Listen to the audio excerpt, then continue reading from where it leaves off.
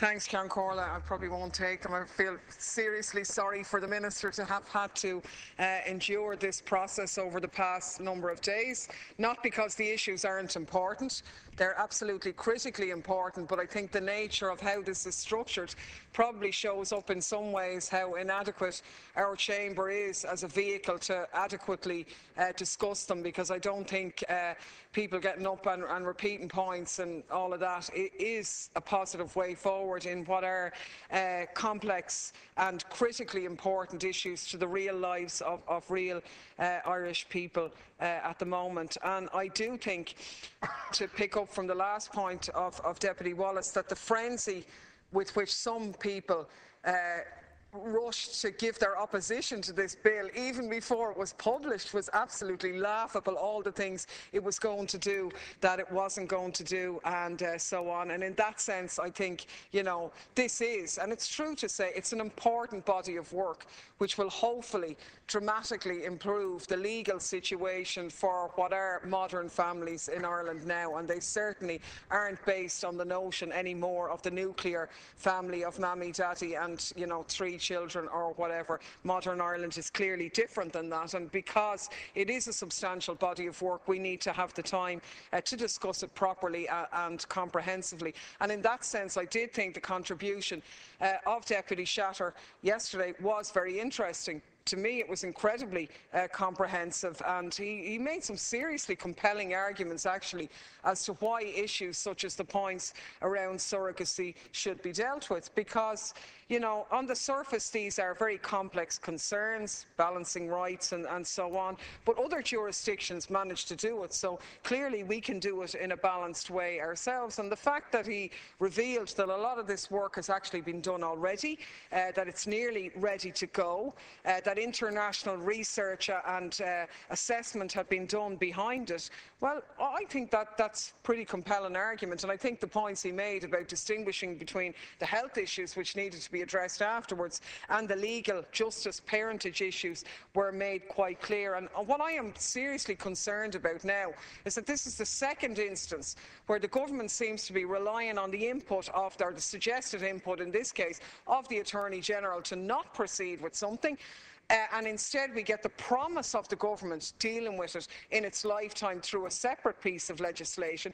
But the reality of that will be that there will be no action taken for what are a small number of people in this situation, but it will not be done in the lifetime of this government, fact. And it's exactly, to me, like the approach taken in the fatal fetal abnormalities bill, and it seems to be becoming a bit of a hallmark now. On the one hand saying, yes, we do need to do this. This is something which affects Irish people in a real intimate, private and really important way, but you know what, we're not going to do it, we let somebody else do it. That's not good enough. That's what this Parliament is paid to deal with, complex issues, and it would appear that we can deal with it in this bill, and I hope that we would be able to do that.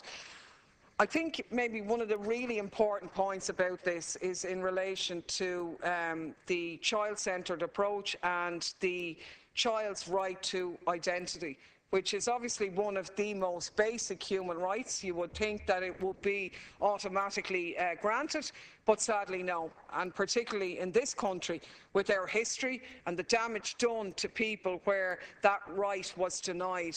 We've had the horrendous stories of the forced adoptions, the illegal adoptions, the registrations of births, of people writing down that the adopted parents were the biological parents when they weren't, and all of the complex tragedy that flows from these situations and the air of secrecy and that goes with that, an absolute disgrace. So in that sense, I really welcome the fact that we are elevating and recognising critically the right to an identity in a more far-reaching way probably than before. And in that sense, I thought it was really ironic, the correspondence we got yesterday from the Institute of Obstetricians and Gynecologists. I mean, seriously. On the one hand, they seem to be suggesting that we need more time for debate, which is accurate in a sense, given our sort of lack of openness in Irish history and so on. That's probably fair enough.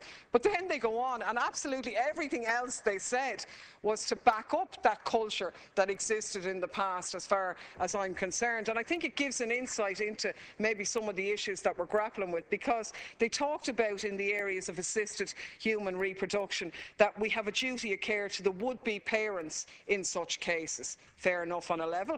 They then go on to say that they're alarmed at the suggestion that a donor-conceived person applying for a birth cert at the age of 18 will be informed that there's extra information. They said this would be traumatic experience for somebody to realise this. Well, of course it would. And then they go on and say there could be legitimate reasons why their parents withheld it. The point about this is, no, there couldn't. You either believe in a right to a person's identity or you don't. You can't elevate the interests of those parenting, no matter who that circumstances is. And if you're talking about a child-centred approach, then that, to me, it really got to the heart of actually what we're grappling with. And if that's the issue at the hierarchy of the Institute of Obstetricians and Gynecologists, well, it's not too far away from, you know, some of the things in the past, because regardless of the parents' interests, it is about the child, and that is a huge step forward. I mean, recognising the voice of a child, with obviously assistance with, you know, a child expert being able to evaluate and work with them, is critical. I mean, it's really ironic that at the age of 12, children have to account for their criminal activities, if you like, in certain instances. But in life-changing decisions about their future life, they're not even consulted or asked what they might like to have. And obviously we're dealing with, in the main here, situations of relationship breakdown and acrimony. And sadly, bad behaviour is not confined to one gender or the other. Unfortunately, activity of some people when a relationship breaks down in relation to how they treat their children and use them as a bargaining chip in a toxic battle that is still ongoing is reprehensible. And while we can't, in legislation, change that, in many ways we can. In some ways, probably the bigger battle is to try and create a society where people wouldn't do that, and we do need to discuss these issues and highlight them more to get around that. And the only way that you can legitimately deal with that is to say, well, what does the child want? And try and hear their voice. Now, that's obviously not entirely straightforward. It depends on their development, their age, and so on. But that's why working with professionals can do that. And all studies show that when you do that, and when you involve the child in that, it actually de-escalates the tension between the warring parents and can bring in a bit of rationality and normality into that situation. And I think that's the scenario where we're trying to get to. I mean, we've all dealt with heartbreaking stories of people who are in non-traditional families. I've had a non-biological lesbian mother who had a great relationship with her daughter, split up from her partner, given no access to her daughter and no rights in that regard. Grandparents denied access to their grandchildren, and a huge uphill battle after maybe the bereavement of their own child. Fathers being kept away from their children, being denied the right to see them grow up or have any contact whatsoever. And obviously other instances of, arrangements when people do split up and the courts maybe award maintenance to a mother who's struggling on her own to raise her children, and then those maintenance orders being flagrantly breached by her former partner, and so on. And all of these things go on. Sadly, the law isn't going to stop them from happening, but we can make it a lot easier. I mean, we can't legislate for bad behaviour amongst people, but we can make it easy when people need an intervention and help from the courts in getting what is their rights and entitlement. And look at, I think a lot of other good points have been made.